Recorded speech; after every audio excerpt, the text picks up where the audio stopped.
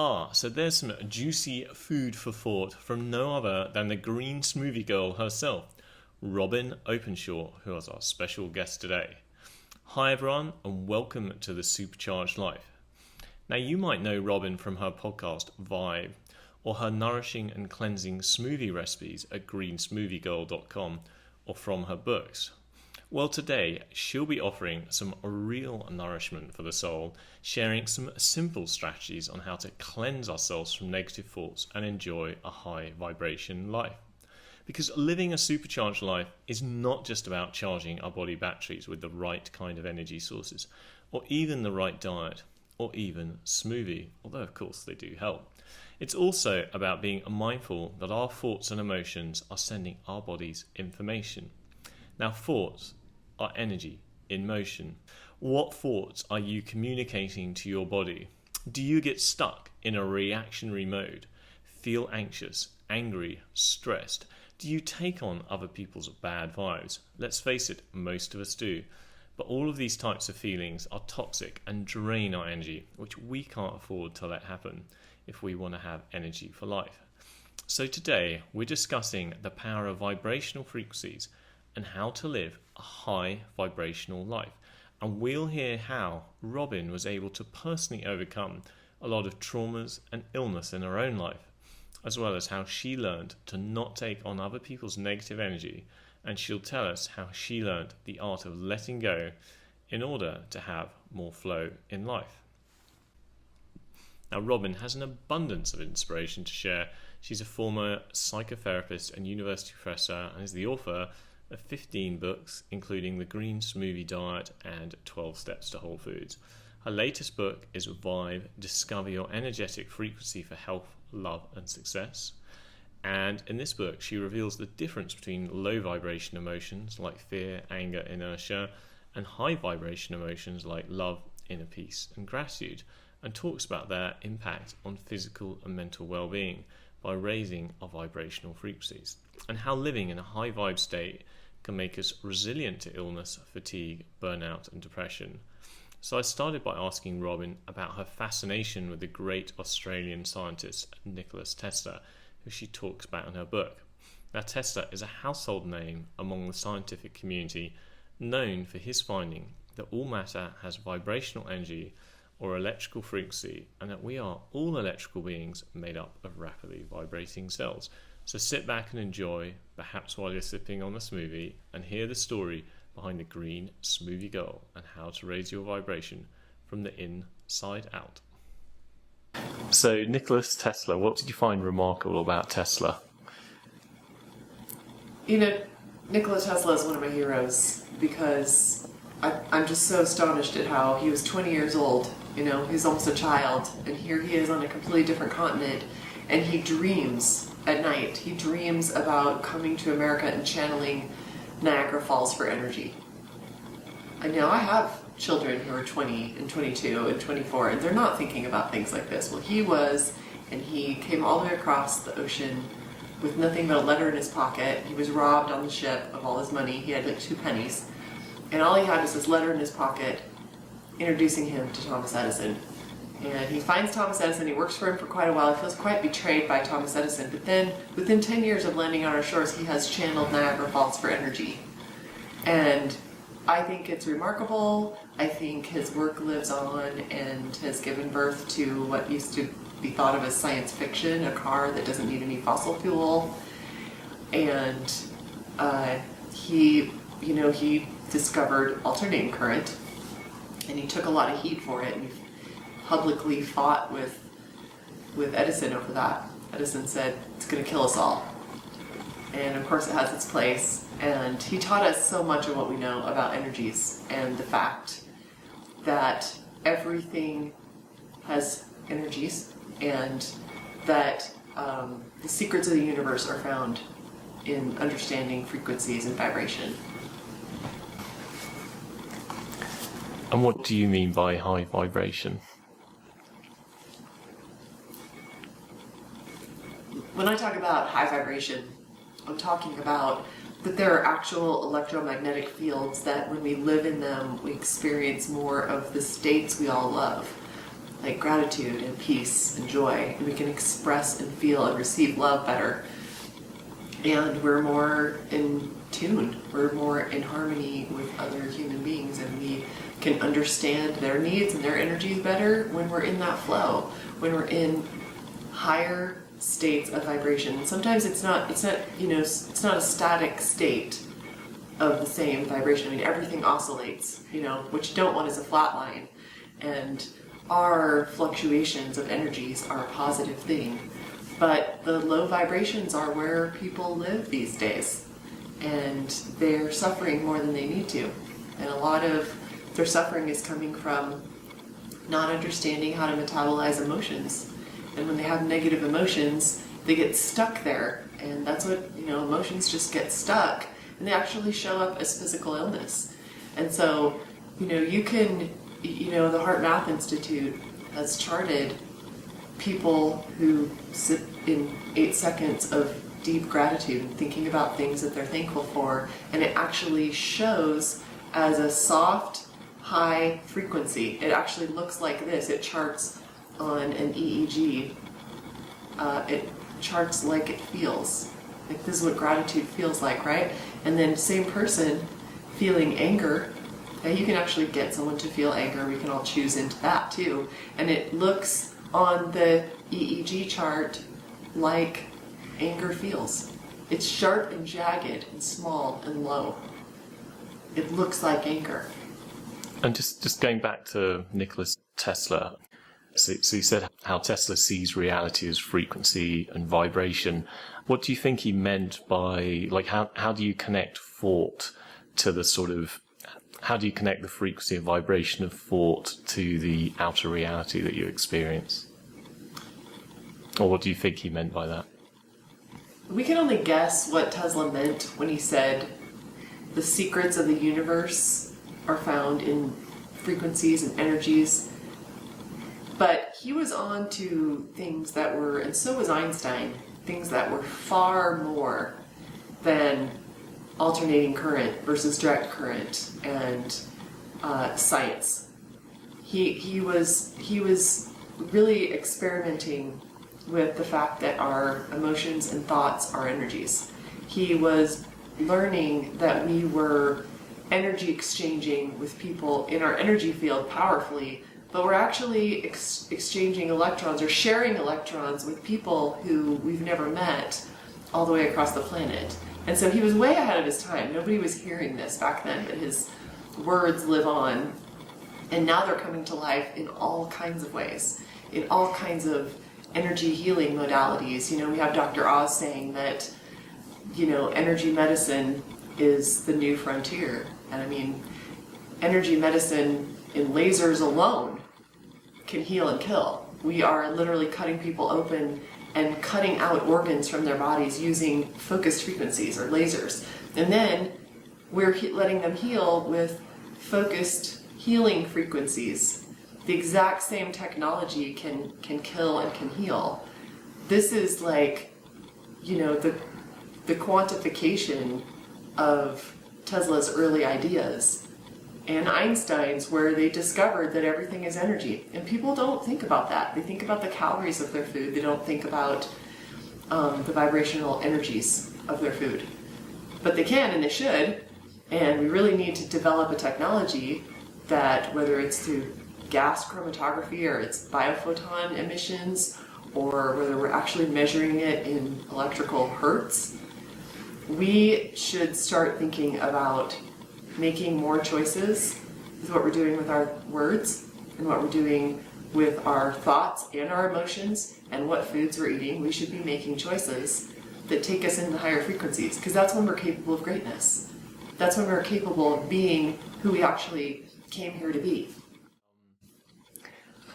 Are you into the holographic universe type ideas and like how your outside reality is just a direct manifestation of your thought or your vibration? We have more and more evidence that intention and thought influence outcomes. And not just because when we have a focused intention, it makes us more likely to go into action. That's part of it. But you're aware that there's, thousands of studies. There's a lot of published evidence that you can influence things that are considered to be chance just with intent. You can imbue water by a group with healing properties, with a group of people who aren't even with the water, focusing on it and blessing it. And this makes so much more possible in the realm of healing. And we think that we've been limited by these Newtonian concepts. And I consider most of what's happened in modern medicine in the last 150 years to be limited constructs and sort of Newtonian in their thinking, like input X causes reaction Y. And these things have had value, but now our minds are opening to the realities that Einstein and Tesla and Planck and some of the other early scientists were talking about, and we were not ready for, but I feel like we're ready for it now, to discover that thought can completely change outcomes. And that obviously has implications for your health. But when we were little kids and we would actually think about the dice and blow on it and do these things, there's many, many studies that your intention can take your odds of 50%. Princeton University proved with thousands of experiments over 25 years that intention, focused thought, can absolutely change physical reality. So how do you go about changing your thoughts? Like how do you go about trying to spend more of your time in a high vibration rather than a low vibration? So when something traumatic or negative enters your life, how did you used to deal with it and how do you deal with it now? One of the most important applications in my life of discovering the power of vibrational frequency in my world is realizing that I have a choice about my emotional state. And I was raised in a family where there's a lot of trauma, a lot of anger and abuse, and really a lot of low vibrations. And I thought that was normal.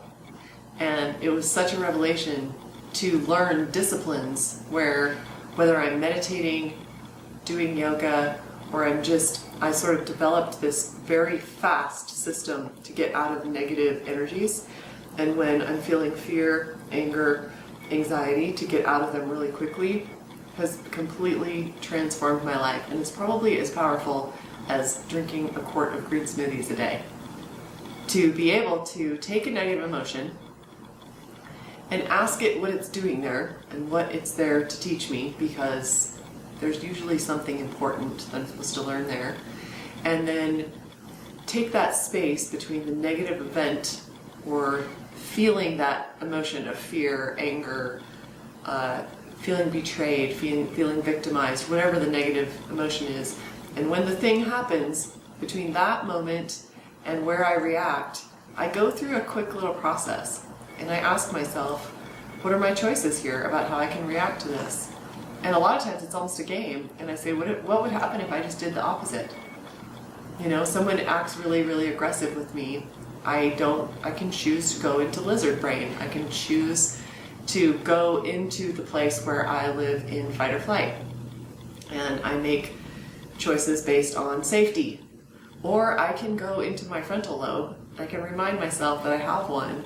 And it's a place where I can choose into higher frequencies like compassion and understanding that this person who may have just flipped me off in traffic or done something aggressive or said something harsh and unkind about one of my children is having their own crisis. They're having their own reaction. When I go to that place of compassion and I choose into a different way of reacting than my lizard brain tells me to react, I get to sail through a negative event, and I don't have the cortisol spike, and I don't have the high blood pressure, and I don't have the rage and the adrenaline surge.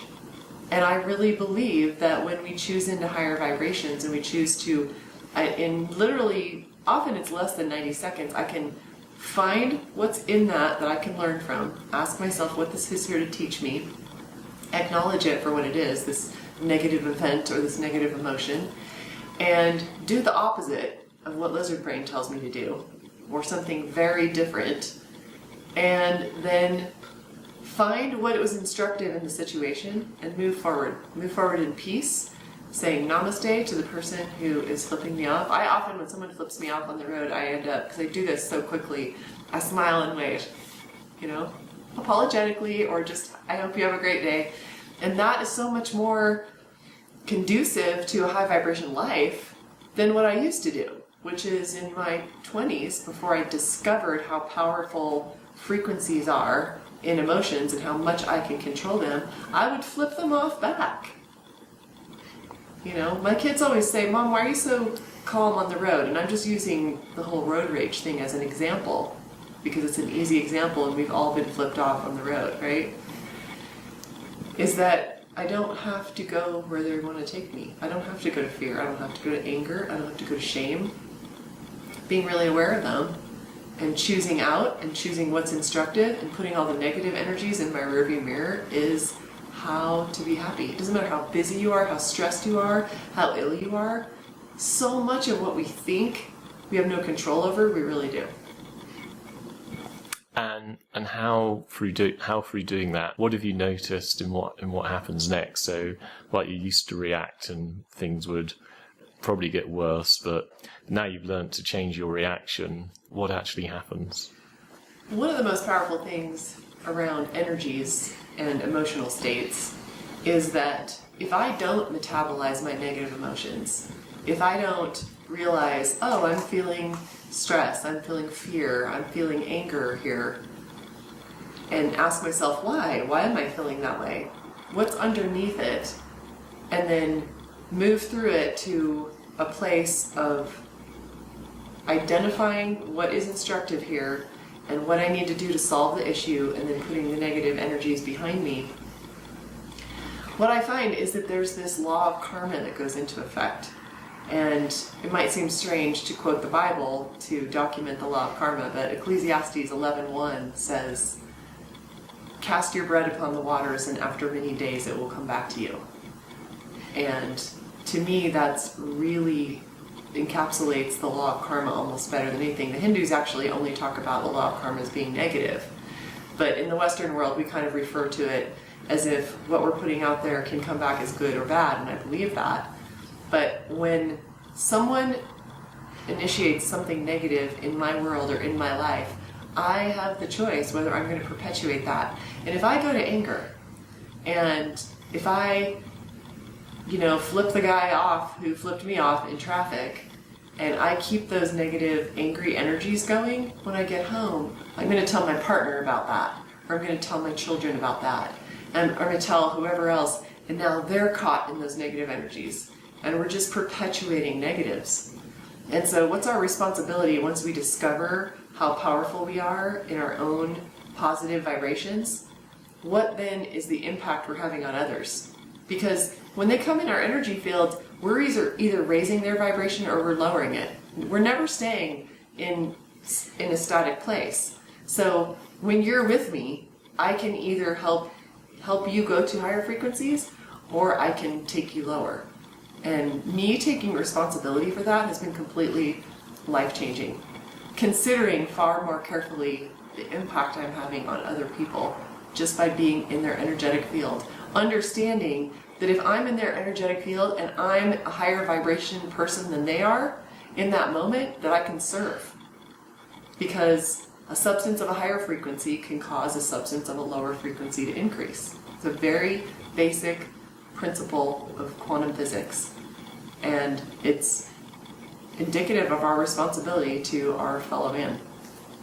How much to surrender to what's unfolding in your life? Like, sometimes, say, something negative might happen, but it might simply be often something that can look like a crisis in the short term actually leads to a transformation is actually really good for you.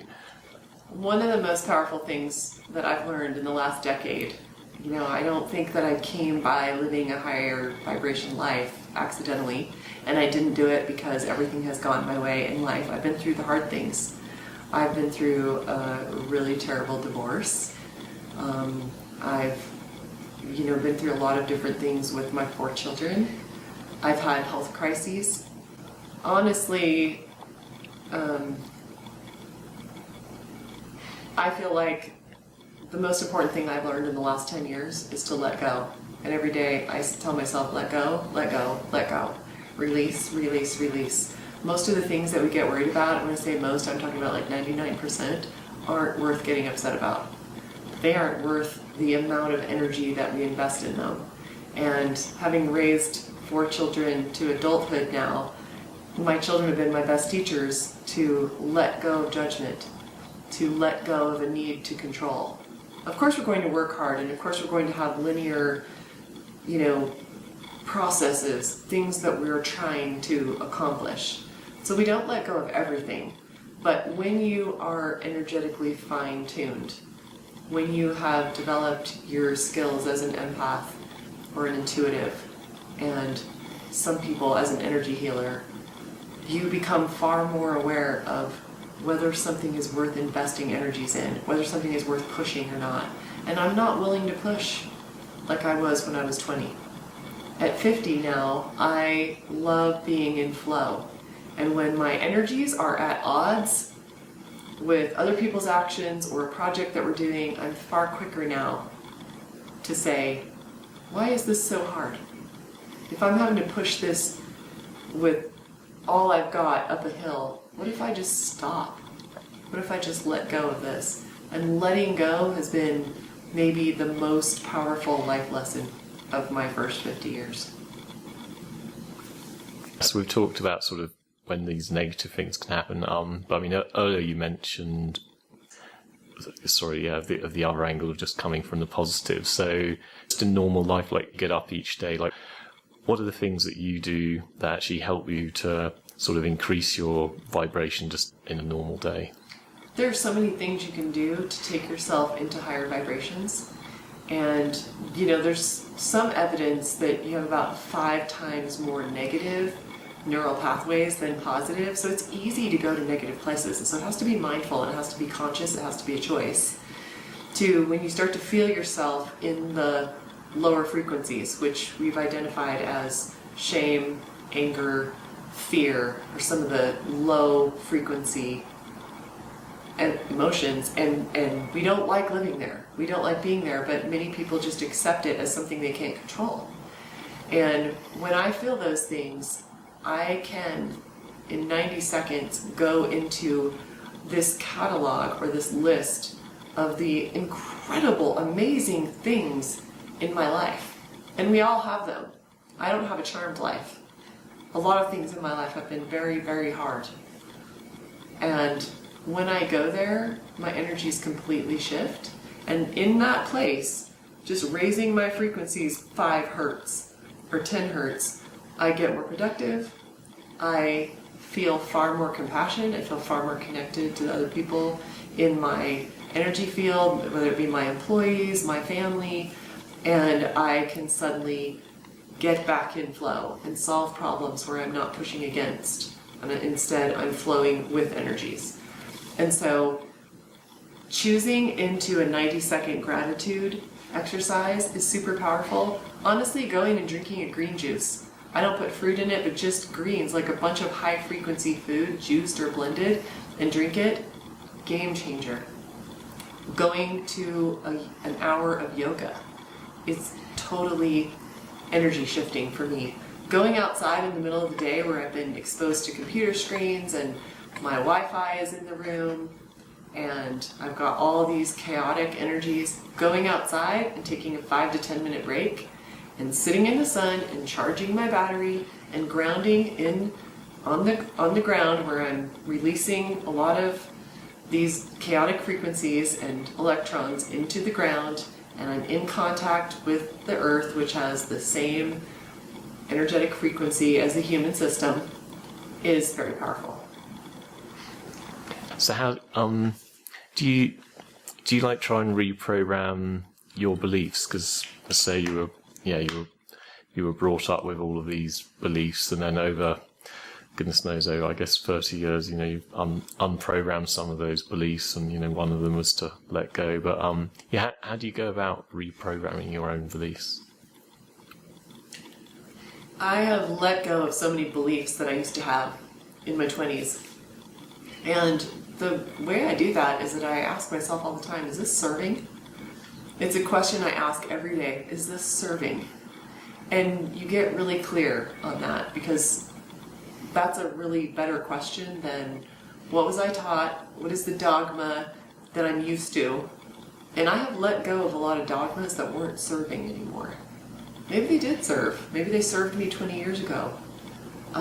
But realizing that I have a choice about which dogmas that I choose into and which I don't, and also governing my life by a core guiding principle has been very powerful for me to stay in higher frequencies. And that is the goal of my life. I decided a long time ago was to be healthier and happier and help other people be healthier and happier. And so when that's really clear that that's where I'm going with my life and everything guides that, then I can ask myself, does this serve relative to that? And so if what I'm doing or what I'm saying, the conversation I'm in, the people I'm seeking out, the emotion that I'm feeling, the food I'm eating, if it doesn't serve that, it gets really clear which things I should be doing and not doing. So for me, it's, does this serve my goal, which is to be healthier and happier and help other people be healthier and happier? And that doesn't mean that I never make a bad choice. It means I'm making a lot more good choices. And the difference between being 5 hertz or 10 hertz higher is the difference between health and lack of health. It's the difference between being happy and not happy. It's that powerful. It's small things. There are small hinges that open these big energetic doors. But now, how much do you think the mind has influence over illness?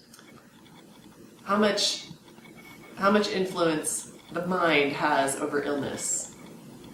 It's more powerful than anything there is. There's no separation between our mind and the rest of our health. All the energies are flowing through meridians. There are multiple body fields that control whether we're healthy and whether we're happy. And the thoughts I am thinking when I'm in the shower, I'm out for a run, are going to lead to more love, more happiness, more productivity, or the opposite of that. They're going to get in the way of everything that I think and say that I want. The mind is infinitely powerful. I can project thoughts from my mind that other people can register when I'm not even looking at them or talking to them. HeartMath Institute has proven this.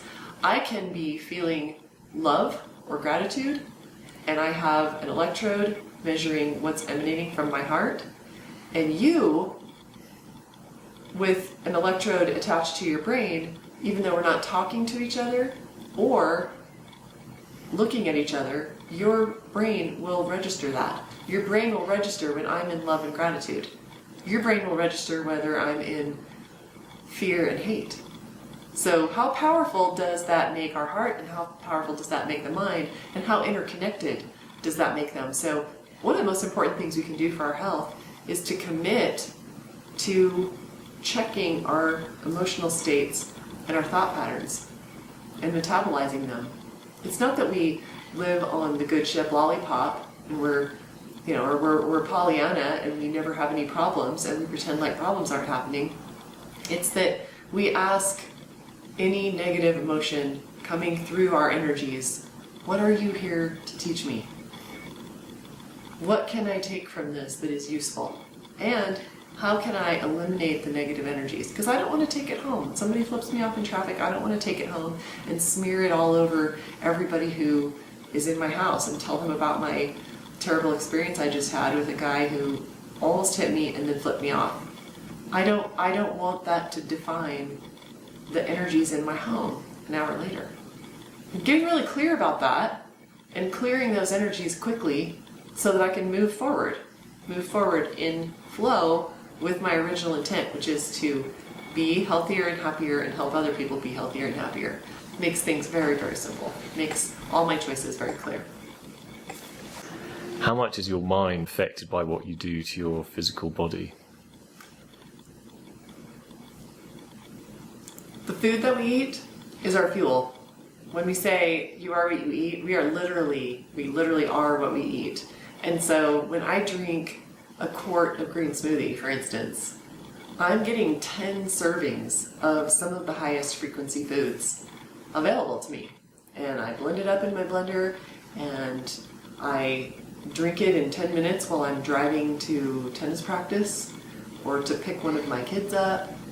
And I, in that one simple step, have not only flooded my body with micronutrients, that's the old, Newtonian way of looking at nutrition, but when we look at nutrition from the Einsteinian viewpoint, I am raising my electromagnetic frequencies by eating foods that are super high in electromagnetic frequencies. If I drink a green smoothie or a green juice, if I drink a green juice, it doesn't have fruit in it because that's a lot of sugar. We're throwing away the fiber, but I love to juice greens and put a little turmeric, ginger.